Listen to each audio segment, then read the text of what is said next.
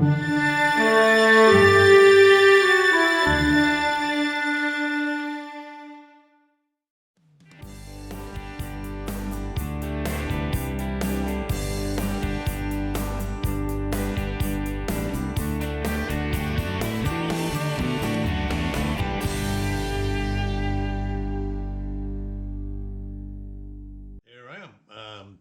I'm going to do a clutch change, and thought I'd film it for you so you can see how it's done.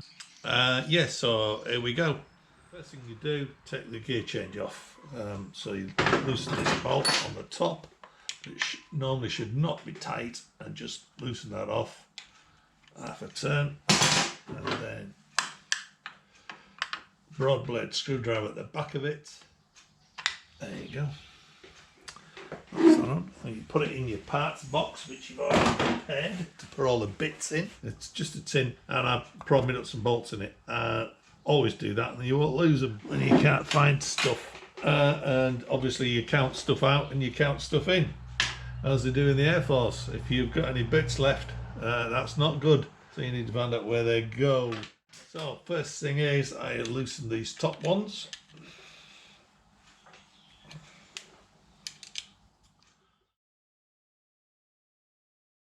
Just loosen them first, because you want to get it to come off fairly level, and you don't want to make life hard for yourself. And just let that drain out. There you go. And while that's draining out of there, we shall undo the rest of the bolts. Next thing to do is to take your foot peg off here. Which is a fairly simple job to do. So having found the right size spanner for that particular little job, it's actually a 19mm on mine, and why it's 19 is totally beyond me, but it is. Anyway, that's just how it goes. Right, I'm just getting there with an 18mm cranked ring at the back. There we go.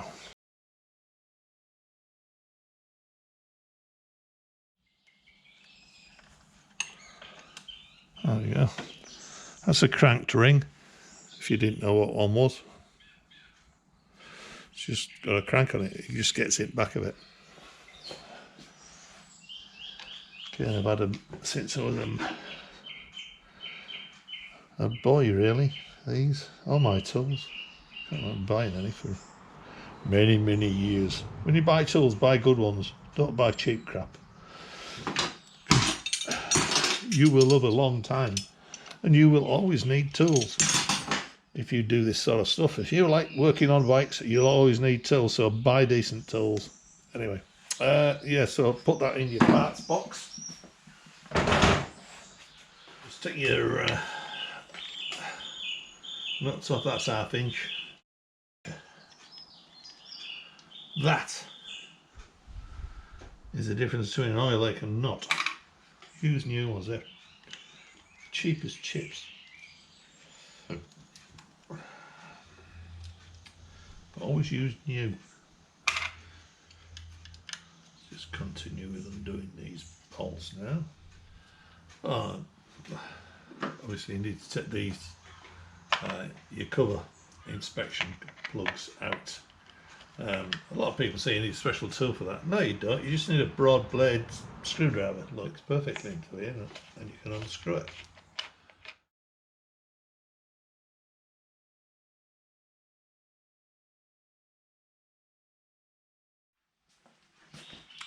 So what you need to do now is you need to break the seal. You've got a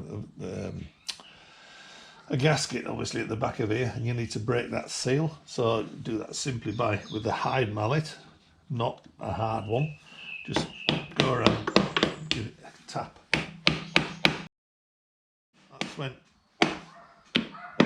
That's when it's, there you come. And then you can just pull it off. There we go.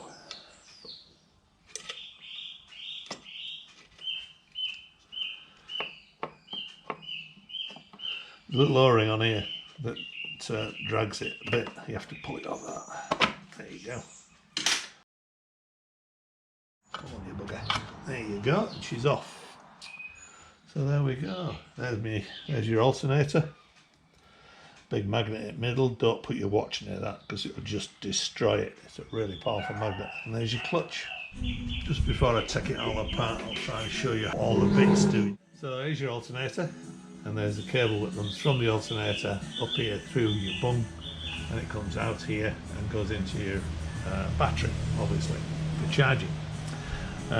Here's your triplex chain, which should be about that slack. That's the correct tension on it. If that gets too loose, the bolts that hold this on, it spins out and it hits those bolts, and it will eventually cut through those bolts. So it's important you get that tension right. You stick your finger through and you should have about 3/8 of an inch bounce on that.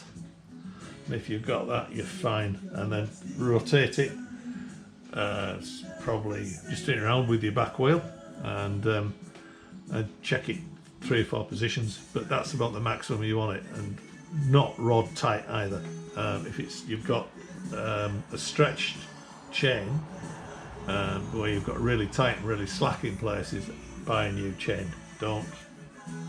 They're not that expensive, and they last really forever. I've never ever had one of these break. Here's your gear selector, which operates off your gear selector, which I've already taken off, and that transfers through a pole, goes through into your gearbox across the back. Here's your clutch pressure plate with your little nuts on it. I use 650 springs on mine because I just like them. I think they're better, and that's how I adjust them. These don't all need to be the same. What's more important is to get that to run flat, and when I put it back together again, I'll show you how that's done. And down here you've got the chain adjuster, which is done from the end here. You take that bolt out, and inside there's a little rod which you can adjust in and out, which I'll also show you when I put the thing back together again. At the back here you've got a little pipe that runs from the collector. Up at the top here there's a little oil collector. So what happens is oil in here is spun around on the drive chain, and it collects in this little like reservoir thing here that also goes to your breather, and that helps you your crankcase to breathe, which is really not enough in my opinion, which is why I use an extra breather on my rocker box. But this breather connects to a pipe, and that pipe goes from there along there and out to the back of the bike, and there's a little oil pipe that runs from the back of it in here, on the back of this chain, and it runs around the back of the chain and through a little clip that holds it in position and lubricates your drive sprocket. So now we need to take the chain adjuster off.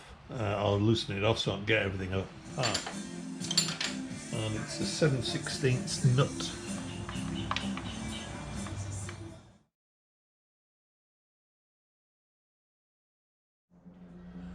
So this is the special little tool you need to adjust your chain.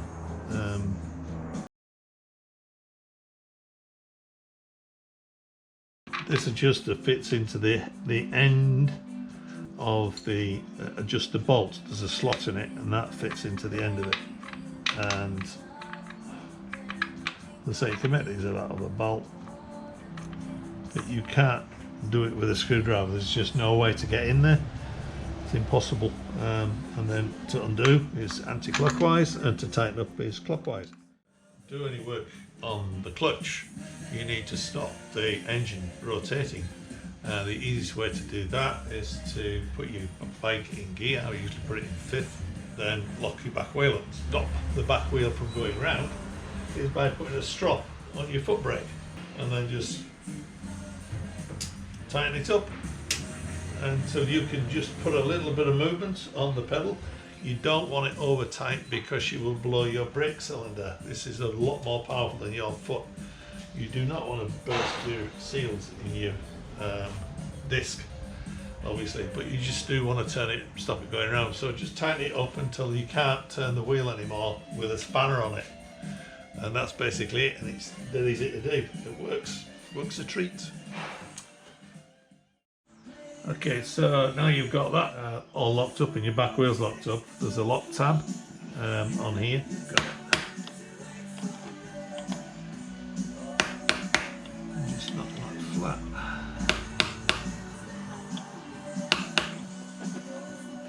So you need to take the rotor nut off. That's a 15/16 socket, and you may well unlock up your back wheel like I've shown you earlier, and then you need a decent bit of bar on it and a bit of pressure, and that's got that. That's that. I'll just leave that like that for now. Then undo all of these. Half inch, I think. Yeah, they're always half inch. Everything's half inch. Half inch or 7/16. Most used spanners on British motorbikes.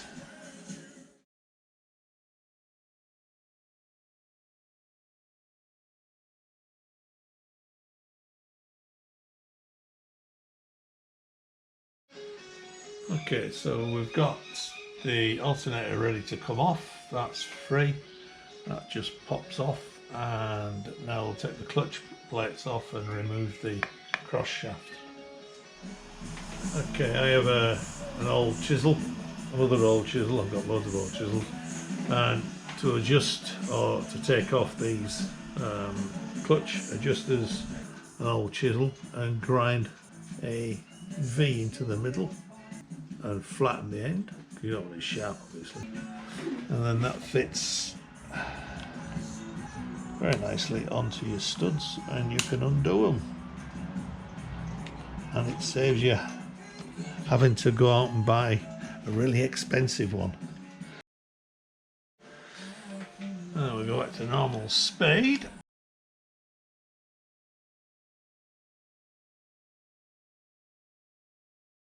And we'll just take the pressure plate off.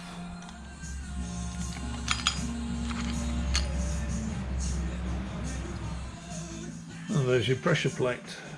Where is it? It's on the inside of it anyway. You don't really need to take that off, but anyway. And in here is your rod, cross rod, that goes across to your clutch. And it operates from your clutch that comes in at the far side on your 3 ball bearings, like on a triangle.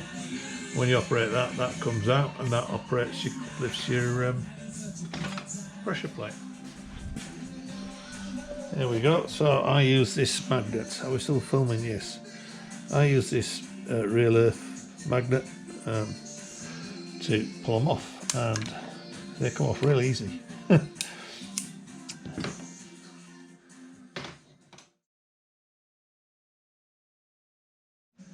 So I now need to take the alternator off, so just pull a bit of cable through, and then just to make sure, take the nut off the end, just wriggle it off, and then it just falls off.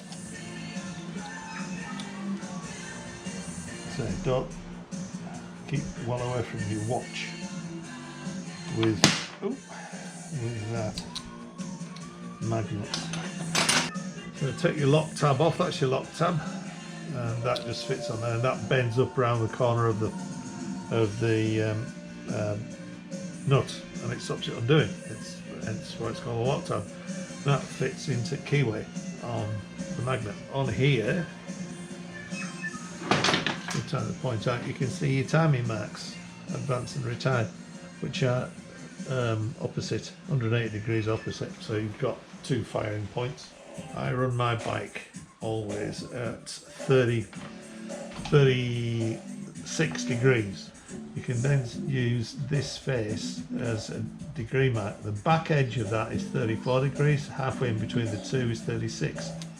Easy. So I'll do that again. Center one, 38 degrees, which is what it says in the book. Between the two faces is 36, and on the back edge is about 34. You only just need to make sure that you don't have the engine pinking. So you just back it off till it's no longer pinking when it's under load, and then you've got it right. So to get the rotor off, basically I just get my trusty Arctic screwdriver and should just slide forward like that. And just inch it off. There you go. These things cost an absolute arm and a leg if you can actually find one. So don't lose these. Treat it like gold. Right, now to get this off we need to take the bolt out, returning bolt in there, which is a 7/8 nut, I think. Does that fit? It does. So as your back wheel's still locked up, you should be able to undo that now.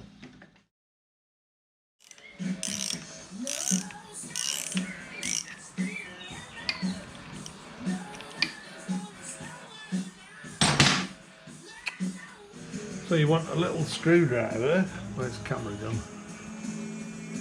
Same width as your keyway.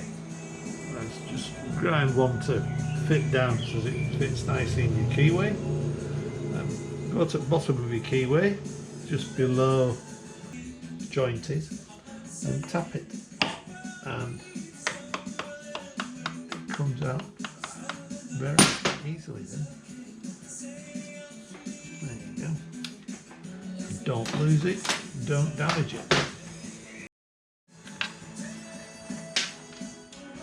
So we now need to pull this off, so you need a 2-leg puller like this one, and just simply screw it in.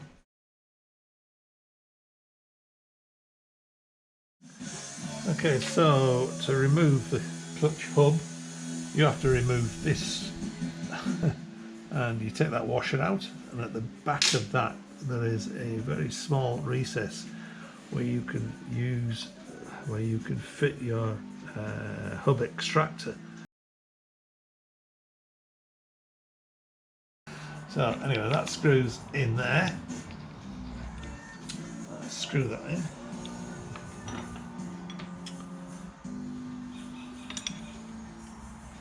And then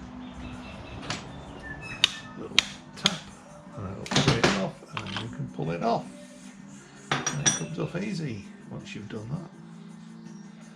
And this comes off, and this comes off all together. There you go. I hope that's filming. Yeah. I'll be fed up of it. I've done all this for nothing, and then that all comes off together. And you have to take this off.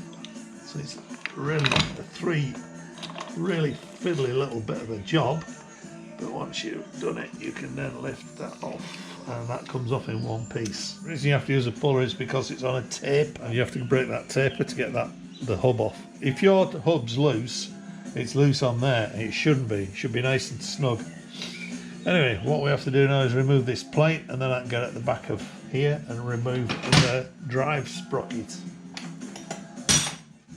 One thing I do need to, very, very important, the bottom of here, back of the sprocket, are your shims. Now these shims, very, very important.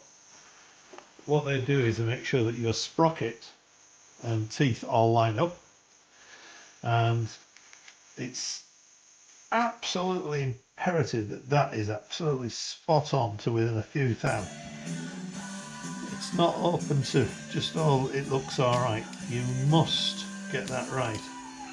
It will cause massive wear on your chain. So very important, don't lose these shims. Well, can you see them? There's two on my case. In my case, yours might be different. Right, now I'm off for a cup of tea.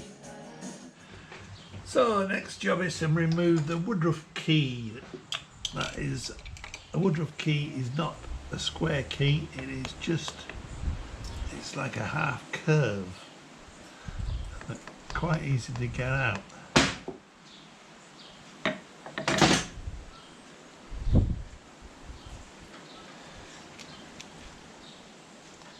Right, you don't fumble fingers like me and you drop the bugger. Where are we? Can I get that in front of the camera? Yeah, there. It's like a half round. Now then we can get that plate off and we can get to the back of here. Just go around, give them all a tap. Now there you go, lovely. Thank you very much. That's one.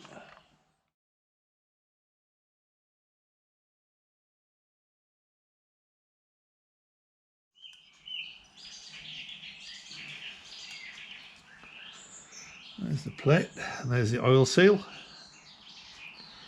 And the plate is here. And there's your sprocket, your drive sprocket.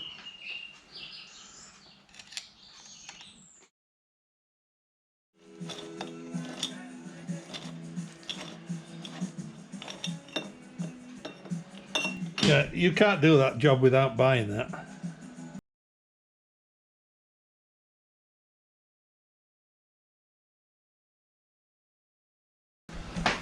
That's a lock tab at the back, that comes off. So you need to extract the socket, the sprocket, obviously.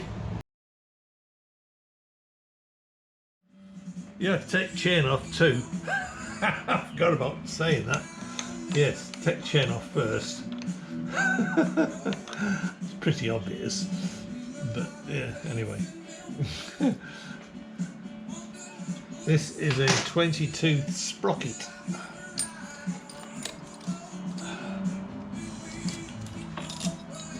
There you go, it's off. I'll take alternator off now. All of my connections on my bike are soldered, apart from this one, and that goes to my battery.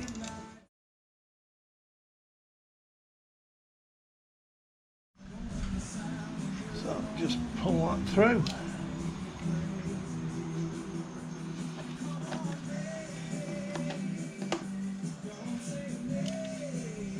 One at a time, that is. That's the alternator off. That's it. We're done.